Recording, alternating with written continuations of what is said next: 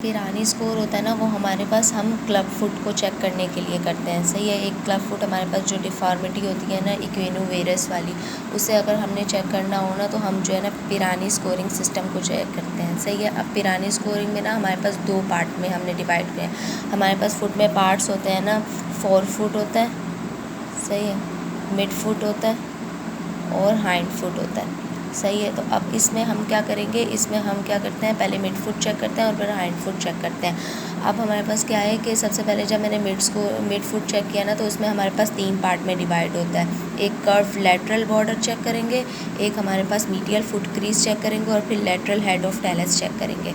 अब इसमें क्या होता है, अगर हमारे पास जो है ना बिल्कुल कोई भी डिफॉर्मिटी नहीं है या सिर्फ माइल्ड है तो हम उसे ज़ीरो देंगे स्कोर। सही है। अगर हमारे पास मॉडरेट डिफॉर्मिटी है तो हम उसे 0.5 देंगे, और अगर हमारे पास बहुत ज़्यादा सिवियर डिफॉर्मिटी है तो हम उसे 1 देंगे। सही है। अब इसका टोटल स्कोर हमारे पास कितना होता है, इस पूरे स्केल का टोटल स्कोर हमारे पास 6 होता है। तो फिर मिनिमम कितना हुआ, 0। सही है, क्योंकि हमारे पास जो बिल्कुल मॉडरेट मिनिमम है ना, वो हमारे पास 0 स्कोरिंग होती है। अब क्या होता है, हमारे पास जब मिड फुट हमने चेक किया ना, तो उसमें सबसे पहले हम जो है ना कर्व चेक करेंगे लेटरल बॉर्डर का। अब अगर तो हमारे पास जो है ना बॉर्डर बिल्कुल स्ट्रेट है, कोई भी डेविएशन नहीं है, किस तरह से पता चलेगा, जैसे ये हमारे पास पूरा फुट है ना, इसके लेटरल साइड पे ना मैं एक पेन या फिर कोई स्केल रखूँगी। सही है। अगर तो ये बिल्कुल जो है ना इसकी ये चीज़ बिल्कुल हमारे पास पेन के साथ अटैच है ना, तो इसका मतलब ये है कि इसको स्कोर 0 है, कोई भी इशू नहीं है। अगर तो हमारे पास जो है ना सिर्फ मेटाटार्सल्स जो है ना वो डेविएट कर गए हैं, जैसे कि ये हमारे पास फुट है, सिर्फ जो है ना ये चीज़ मैच कर रही है, ये मैच नहीं कर रहे, ये इस साइड पे डेविएट हो गए हैं, तो हमारे पास क्या होगा, 0.5 हम स्कोर देंगे। अगर हमारे पास जो है ना कैल्केनियो क्यूबॉइड जो जॉइंट है ना, बिल्कुल ही वो पूरा जो है ना यहाँ से अगर ये हमारे पास फुट है तो पूरा सिर्फ ये चीज़ हमारे पास टच कर रही है ना, बाकी सारा इस साइड पे फुट डेविएट हो गया, तो हमारे पास इसको हम 1 स्कोर देंगे। इसको मैं यहाँ से भी दिखा देती हूँ, नेट से भी देखो, ये हमने एक पेन वगैरह रखा, अगर तो हमारे पास बिल्कुल जो नहीं है लाइन जो है ये बिल्कुल इसके साथ अटैच हो रही है, बिल्कुल हमने कोई भी पेन वगैरह रखा तो ये नॉर्मल है। सही है। अगर सिर्फ ये जो फेलेंजेस है ना आगे की मेटाटार्सल्स, ये हमारे पास सिर्फ मैच नहीं कर पा रही इस पेन के साथ, यानी कि ये इस साइड पे डेविएट हुआ है, तो ये हमारे पास मॉडरेट है। फिर इसी तरह से हमारे पास जो है ना ये सिर्फ कैल्केनियो ये जो जॉइंट है ना ये इसके साथ अटैच है, बाकी सारा फुट क्या हुआ है, इस साइड पे डेविएट हुआ है, तो ये हमारे पास सीवियर कंडीशन है, फिर हम इसको 1 स्कोर देंगे। सही है। फिर हमारे पास दूसरी चीज़ आती है मीडियल फुट क्रीज। सही है। अब मीडियल फुट क्रीज क्या होता है, हमारे पास जो बिल्कुल मीडियल फुट है ना उसमें हम देखेंगे, ये देखो जैसे अब देख हमने क्रीजेस चेक करनी है कि कितनी क्रीज आ रही है। अगर तो हमारे पास जो है ना सिर्फ जो है ना फाइन क्रीजेस मिल रही हैं तो इसका मतलब ये नॉर्मल है। सही है। तो हम इसे क्या करेंगे, 0 स्कोर देंगे। फिर हमने दूसरी चीज़ करनी है कि अगर हमारे पास 2 to 3 या मॉडरेट क्रीजेस मिल रही हैं तो हम उसे 0.5 स्कोर देंगे, और अगर हमें सिंगल एक ही क्रीज मिल रही है और बहुत ज़्यादा डीप मिल रही है तो हम उसे 1 देंगे। अब ये हमारे पास सिर्फ फाइन क्रीजेस हैं, मतलब यूजली भी इस तरह की होती हैं, इसमें हमारे पास जो है ना एक ही क्रीज़ है लेकिन ज़्यादा डीप नहीं है। अब इसमें क्या होता है, बिल्कुल हमारे पास जो है ना बहुत ज़्यादा डीप क्रीजेस मिल रही हैं, तो ये हमारे पास फिर इस तरह से हम इसको स्कोरिंग करेंगे। फिर हमारे पास आता है लेटरल हेड ऑफ टेलस देखेंगे। अब लेटरल हेड ऑफ टेलस में हमारे पास जो है ना अगर टेलस हमारे पास टेलस बोन कहाँ होती है, ये देखो, ये हमारे पास जो है ना पूरी ये हमारे पास कैल्केनियस है, ठीक है, ये कैल्केनियस बोन है और इसके ऊपर ये नेविकुलर बोन है। सही है। अब क्या होता है, ये जॉइंट बना हुआ है, ये इसके ऊपर जो है ना अटैच हुई हुई है। अगर तो ये बिल्कुल इसके ऊपर ही अटैच है ना, मतलब फिक्स्ड है, अपनी जगह से नहीं हिली, तो हम इसे जो नहीं है 1 देंगे।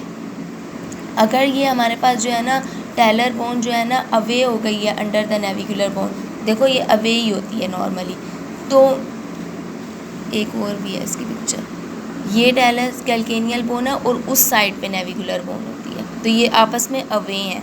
सही है। तो अगर तो ये अवे ही रहेंगी ना तो हम इसको 0 पॉइंट के स्कोर देंगे। अगर ये स्लाइटली जो है ना पार्शली इस साइड पे हुई हुई है ना, या फिर उस साइड पे इस साइड पे होती है ना, क्योंकि यूँ हमारे पास हेड डेविएट होता है, तो हम क्या करेंगे, उसे स्कोर देंगे 0.1।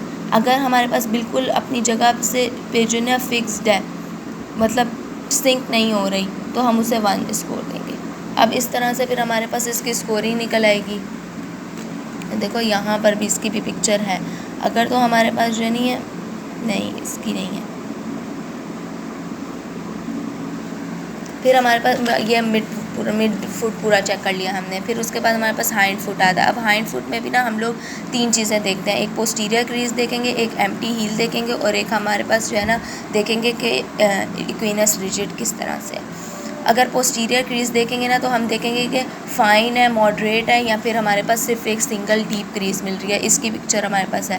पीछे कैल्केनियल बोन है ना, तो फुट को पोस्टीरियरली हम चेक करेंगे। अगर हमारे पास फाइन क्रीजेस मिल रही हैं तो इट्स ओके, ठीक है, क्योंकि प्लांटर फ्लेक्शन करने पे हमारे पास जो है हमें क्रीजेस मिल रही होती हैं नॉर्मली भी, और डॉर्सी फ्लेक्शन करते हैं तो ख़त्म हो जाती हैं। तो अगर फाइन मिल रही हैं तो हम 0 देंगे। अगर हमारे पास एक मिल रही है लेकिन पता चल रहा है कि थोड़ी डीप है, इसमें क्या होता है कि कैल्केनियल बोन जो है ना अंदर की तरफ चली जाती है, सॉफ्ट टिश्यूज़ की तरफ चली जाती है, तो उसमें फिर हमारे पास जो है ना क्रीजेस ज़्यादा मिल रही होती हैं। अगर हमारे पास एक ही क्रीज है, डीप है, सही है, तो हम उसको क्या करेंगे, फिर 1 स्कोर देंगे। फिर इस तरह से हमारे पास ये पूरी स्कोरिंग निकल आई। फिर हमारे पास जो है ना एम्प्टी हील्स चेक करेंगे। इसमें क्या होता है कि हम जो है ना कैल्केनियम बोन को जो है वो पैल्पेट करते हैं। अब जो है ना हम अगर यूजुअली जो है कैल्केनियम बोन को पैल्पेट करें तो हमें बिल्कुल हार्ड एक बोन नज़र आती है।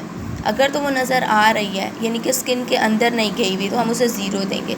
अगर मॉडरेट नज़र आ रही है तो 0.5 देंगे। और अगर हमारे पास बिल्कुल ही वो टिश्यूज़ के अंदर है, हमें बिल्कुल नज़र नहीं आ रही, तो फिर हम उसे क्या करेंगे, वो हम फिर उसे जो है ना 1 स्कोर देंगे। जैसे ये देखो यहाँ पर है एक पिक्चर, एक मिनट, यहाँ पर वो वाली नहीं है,